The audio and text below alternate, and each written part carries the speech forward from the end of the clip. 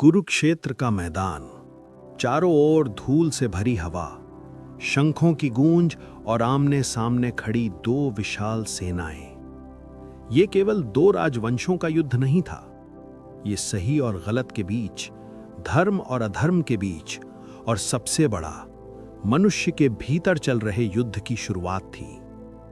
रथ के मध्य खड़े थे अर्जुन, महान धनुर्धर, जिसने कभी युद्ध से भय नहीं खाया था, लेकिन आज उसके हाथ कांप रहे थे। धनुष गांडीव हाथ से फिसलने लगा, आंखों के सामने अंधेरा छाने लगा। अर्जुन ने सामने देखा, वहां शत्रु नहीं थे, वहां अपने थे। पितामह भीष्म, गुरु द्रोणाचार्य, भाई, मित्र, रिश्तेदार।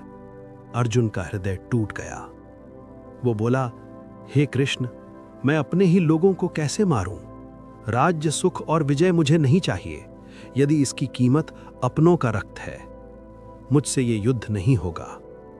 युद्ध आरंभ होने ही वाला था। इतिहास का सबसे निर्णायक क्षण सामने खड़ा था।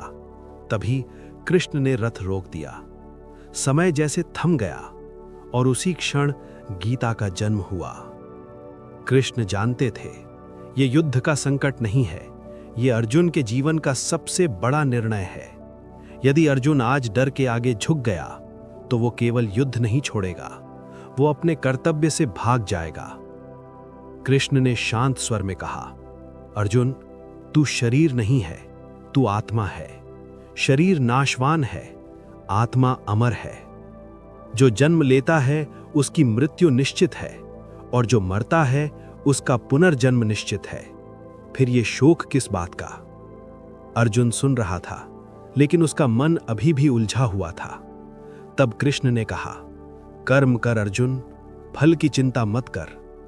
मनुष्य का पतन तब शुरू होता है जब वो परिणाम के डर से कर्म छोड़ देता है।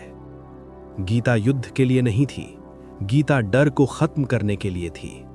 अर्जुन का असली शत्रु कौरव नहीं थे, उसका असली शत्रु था उसका मोह, उसका भय और उसका भ्रम। कृष्ण उसे वही युद्ध जिताना चाहते थे। कृष्ण बोले, अपने धर्म का पालन करते हुए मृत्यु भी श्रेष्ठ है, लेकिन अपने धर्म से भागना जीते जी मृत्यु के समान है। धीरे धीरे अर्जुन की आंखों में स्पष्टता लौटने लगी। जिस हाथ में कंपन था, उसमें फिर से शक्ति आ गई। अर्जुन समझ चुका था, सबसे बड़ा पाप कर्म करना नहीं, सबसे बड़ा पाप कर्तव्य से भागना है। अंततः अर्जुन बोला, हे केशव, मेरा मोह नष्ट हो गया है।